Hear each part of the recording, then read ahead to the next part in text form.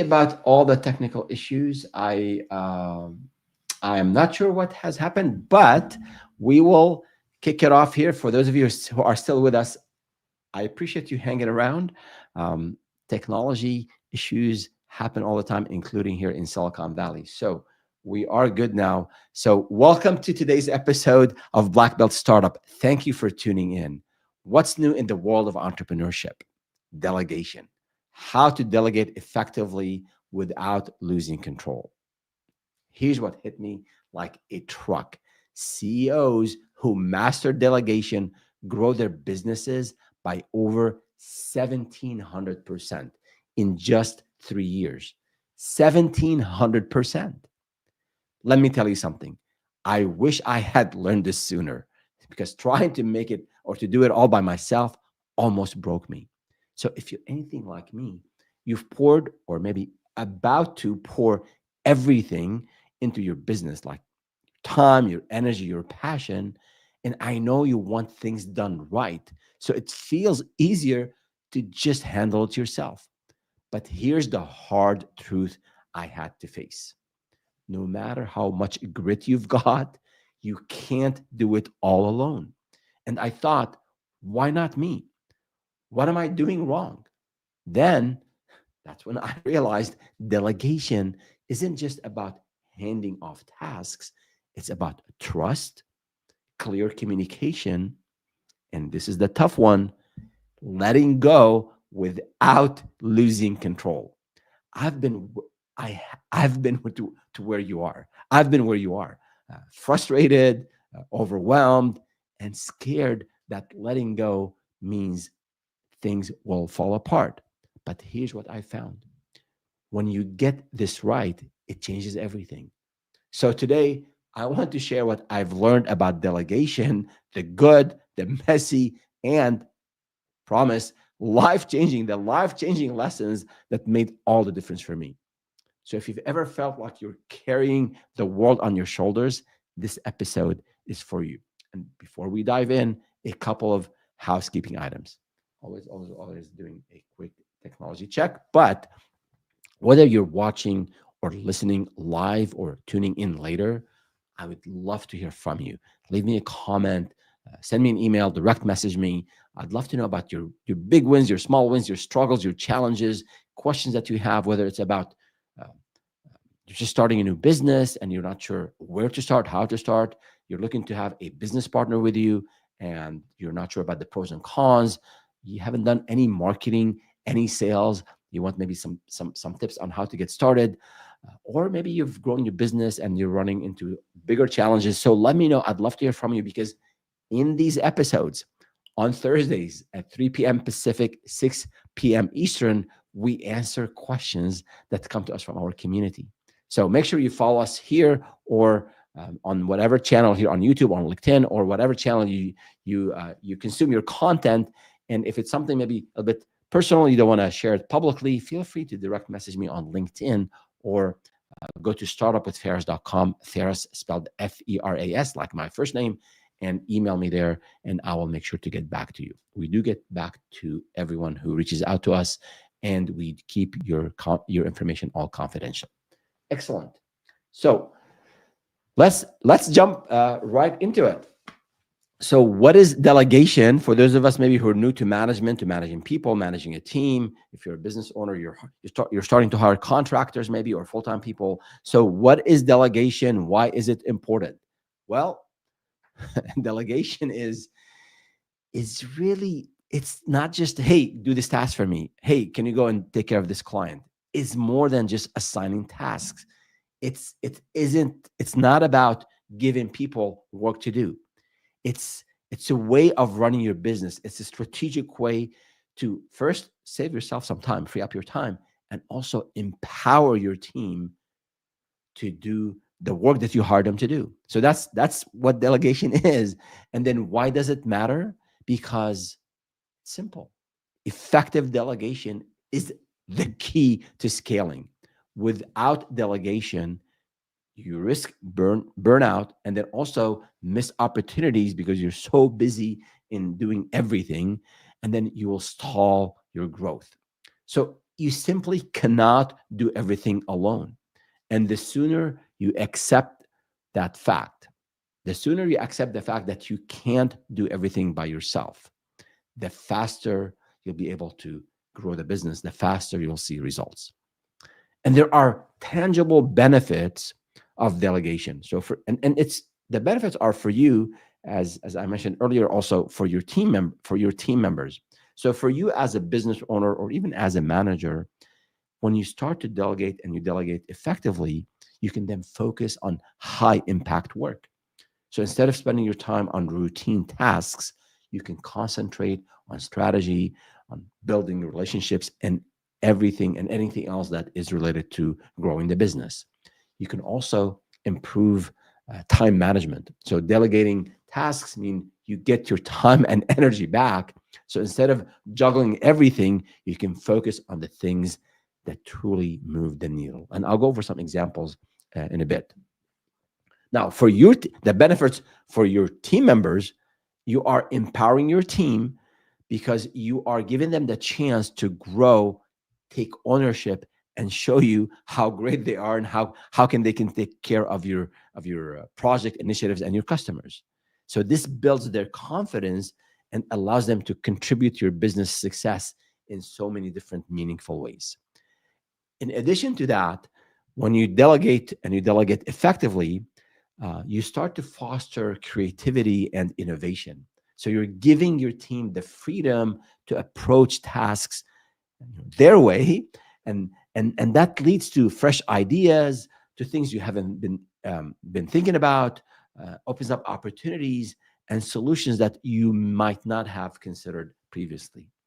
So with all these benefits, with all, we answered the whys, and we answered what delegation is. For those of you who are just joining in, we talked about what delegation is. It's beyond just assigning tasks. We talked about the why, and we talked about the benefits to you as a business owner, as a manager, and also the benefits of delegation, effective delegation, to your team members. Now, why is it so hard to delegate? Many of us struggle with delegation because it feels risky. What if things just don't go right, don't get done right? What if it takes more time to explain than to just do it yourself? But the reality is, holding on to everything doesn't protect your business. It holds you and it holds the business back. Delegation is a skill, and when you master it, you really unlock a huge potential for your growth. Now, the other thing that is really important, that delegation requires a change in mindset and behavior. So if you follow our content, you follow me now for a while, you know that I always talk about business owners, especially in the early stages. They have to do everything. They have to learn the various aspects of the business: sales, marketing, operations, hiring, accounting, right? So we have this black belt principle that is learn, implement, then seek help, then seek advice. So I'm all for business owners learning every aspect of the business, because if you don't learn the various aspects of the business, how are you going to discern how and when to hire someone who will do a good job in that aspect? You cannot outsource sales to someone else. You as a business owner have to learn sales, have to do it, have to be out there hitting the pavement. And once you figure out a sales process that works for you, you can bring someone to amplify your work and maybe become really, really help you grow the business. So you're hearing these messages. You as a business owner have to do everything and learn everything and do it right and set up processes. And then now we're saying, well, you got to delegate to growth. And this is the art of of growing the business, which is my next section here about the science and art of delegation. So on one hand, I want you to do everything, to learn what's involved, but as soon as you've set up a process, as soon as you figured out how to onboard a client, and you have a list of things to do, and you have a presentation to share with the client on onboarding them, as an example, you can and you should look for someone to help you in that process. That could save you 2-3 hours that you can go out and you can be out there selling, marketing, building relationships. So there's that balance, that mindset. It's a shift that has to happen in the mindset that initially I'm learning and I'm doing everything, including me hitting the mic here. But at one point, routine tasks, things that maybe I'm not great at, but I had to do to figure out, then maybe I can bring someone to amplify the work and help me grow the business. So it's a mindset shift, and it's something that I think you have to conquer the new territory yourself as a business owner, and then as you figure things out, you can bring people in to help you grow and expand in these areas. Good. So which again, this is leading me to my next point about the science and art of delegation. So it's delegation is a mix. There's a bit of a structure and there's finesse. And when you get both right, you'll see results that really go beyond your expectations. And the science of delegation is the structure. It all starts with a structure. You need to define tasks clearly, what needs to be done, why it is important, when you expect this task to be done by, and what success looks like. And then you match the task with someone who has the right skills and experience to execute the task. So that's the science part of it. So let me give you an example. Let's say you have a junior team member and you ask them to assign a task for them, maybe to design a logo for you. You've seen them do things maybe in Canva, but they haven't done any logo design before. So you're asking them to do a task that they're not ready for, especially if you need this tomorrow, the day after. So that's going to create stress for everyone, and the outcome will not be what you are looking for.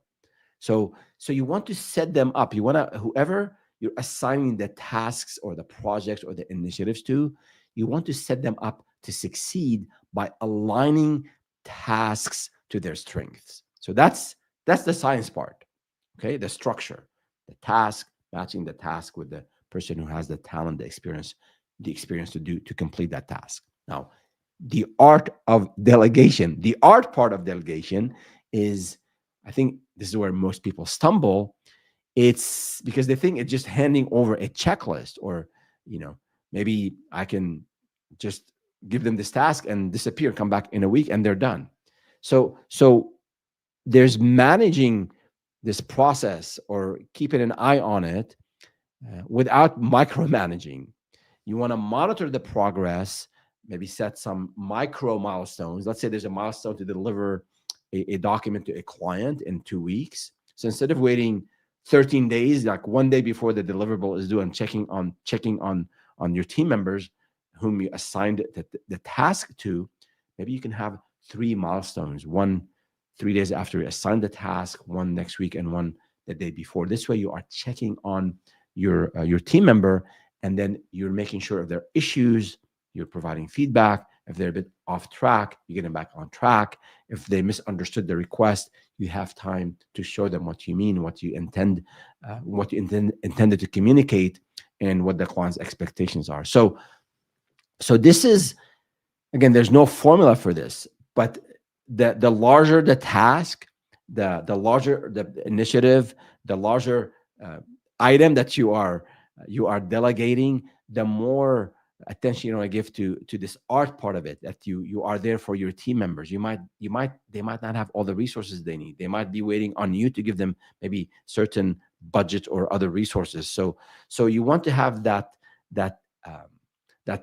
support, that oversight without micromanaging, and in a way, you're building trust with your team members, because you have given them a task and you're there for them when they're stuck. So keep that in mind. Again, there's the science part of it: structure, task, what skills, what experience they're needed for this task, and you map that with the person you assign the task to, and then that support, keeping an eye on the progress that's made, and being there for your team when they are executing on what you have delegated. Now, I'll share with you an example from a team member.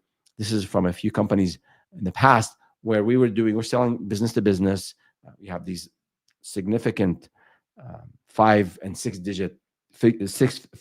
figure bids, and every proposal was like a masterpiece. We would look at every every paragraph, every sentence, the sequence of the proposal, the client logos, the testimonials, the scope of the project, the deliverables. So, and I had gone through a lot of sales training and came up with a very nice a winning proposal template that we were using with our clients. So I used that, and then I had a mid-level salesperson. So we went through the onboarding process. They shadowed me. They figured out what we do and how we sell, and they started to sell on their own, and they started to send proposals on their own. And part of our process, they would send, before they send a proposal to the client, they would send me the proposal, the draft, the final draft for me to review it. So I would approve the pricing and the scope and all of that. But then I was making a bunch of edits. Every time they send me a proposal, I would be looking at the pricing was fine, and the scope of work was well defined, but I kept making all these cosmetic changes to the proposal because I'm used to a certain flow of what we want to include in this document. My friend, my colleague, friend, still a friend, when he was pitching, when he was speaking with the clients on his own, he followed a different formula, and he wanted whatever he was pitching, whatever he was sharing with the clients and walking them through, he wanted to follow that same flow in his document. So he was changing the format of my proposal template, my winning proposal template, to his template. And every time he sent me this for weeks, I would make a lot of changes to the cosmetic part of it. So, but he was closing deals. So then he came to me and said, "Hey, Ferris, I appreciate your feedback, especially about the scope of the project and the budget and the milestones. This is like what's really core, the essence of the proposal. But why do you keep changing the format on me?" And it sort of hit me like, this guy is doing well. He's closing deals. He's using a different format that's working for him. I don't want to dictate how the document is going to look like. I mean, I want it to be professional, but if you want to move sections around and reposition things, and we ended up actually standardizing our proposal based on his template because it was better than my template. So when you are working with other folks in your company, if they're mid-level and senior, you would drive them nuts if you are micromanaging and dictating things, and they might just leave, or they might just develop apathy. If you're working with junior folks, naturally they would need more hand holding, more support. But at one point, also you want to let go and have them do things on your own, and then check with you, agree with them on a process where they check with you when they're stuck or when there's a bigger task. They maybe check with you more frequently. So that is on the art and the science of delegation. So let's see if we have, again, if you're thank you for those of you who are listening and watching live. If you have a question, leave us a comment. We'll be more than happy to address it at the end of this session. If we don't get to it this session, we can definitely address it next week. So what I want to cover a couple more sections here, and we'll wrap it up maybe in about 10 minutes or so. How to delegate effectively. So we talked about the science and the art. So the first part is identify what you want to delegate. So look at your workload. You as a business owner, as a manager, as a leader, where is your time spent? What tasks take up too much of your time? And they really don't require these tasks. They don't require your personal input. So it could be admin work, scheduling. It could be some follow-ups on sales events that you attend. So some of those tasks you can package, set up a process for, and then you can hand off to someone else. So the other thing is match the tasks. As we said different times in this episode, you have to match the task to the right person. So you have to understand that your team's strengths and weaknesses. And if you don't have a team yet, that's okay. You're probably relying on contractors, part-timers, interns, whatever the case might be. Make sure that task you assign to people is in line with their experience. And if they don't have experience in this, and you have time before the task needs to be done, then allow time for them to research, to learn, watch some videos, and come back to you, and you help them learn what you want them to do. That's totally okay. But don't overlook experience. So the other thing to also keep in mind is that clear communication. So you want to clearly communicate expectations, exactly what you need to be done, when you want it to be done. Maybe if you have a specific way you want things done, sometimes it's okay to do that. But don't just say, write a report for me. Give me a report on your meeting with this client. That's very, very broad. You can be more specific. I need a one-page summary of client feedback to present to the rest of the team members tomorrow morning. So, and I want it at least 1 hour before the meeting so I can review it and maybe chat with you about some of the feedback we received. So, not just go and do this. Give them details. And the other one is the other step here is to provide support and resources that people need. I've alluded to this earlier, but is not delegation is not just throwing tasks over to your team and hoping for the best. Is make sure they have the tools, the training, assign a budget, tool systems, whatever they need. They have to have access to it. So, if, for example, you're delegating, let's say, a social media campaign, you want to make sure they have access to the scheduling tools if you're using Zoho or something else. If you have some brand guidelines, your brand style guide, make sure they're aware of it. And if you have to say images that you use, and these are approved images, make sure they have access to it.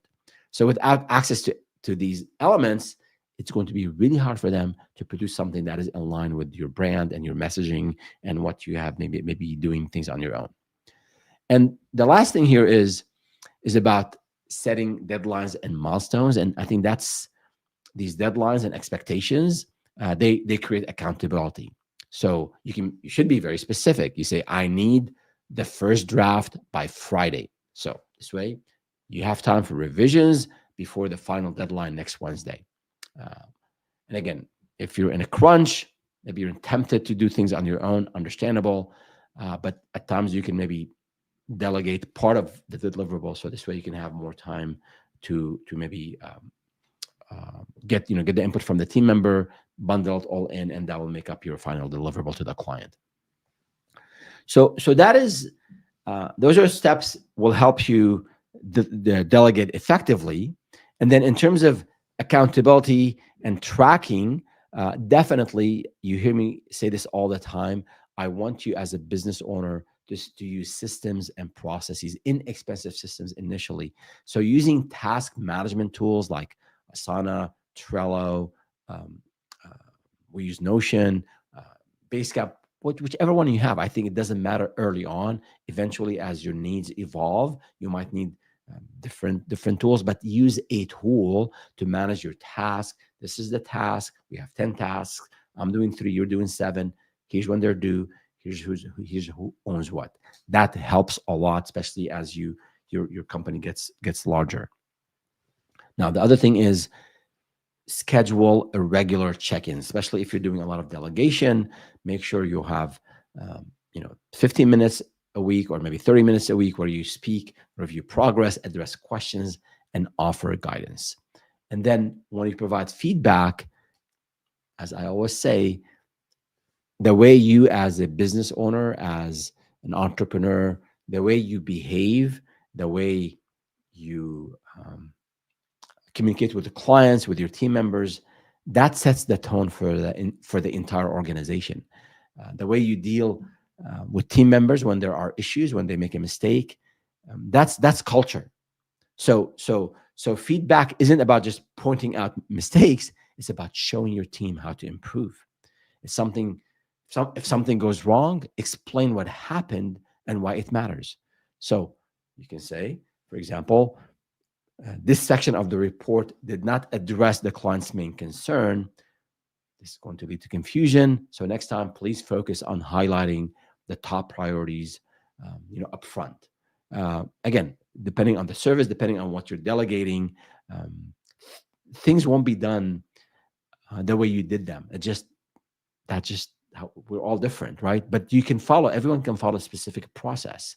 The outcome might be slightly different than maybe your own outcome, but if it gets the job done, if clients like it, if your clients are happy, then that's better. It doesn't have to be done your way exactly, the same your way all the time in the exact same format.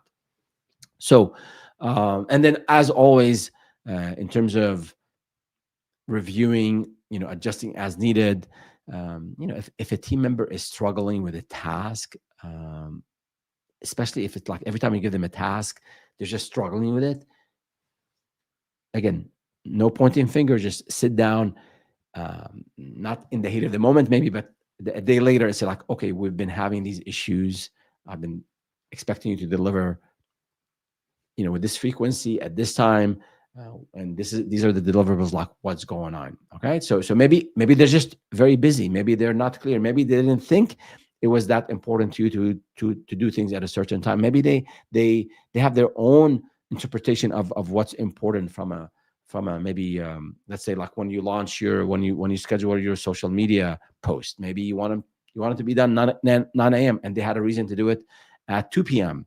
So again, before you jump to conclusions, talk to these folks, talk to the people, understand what's going on, and then address the issues, and encourage them and support them. So as we wrap up the episode today, um, remember delegation.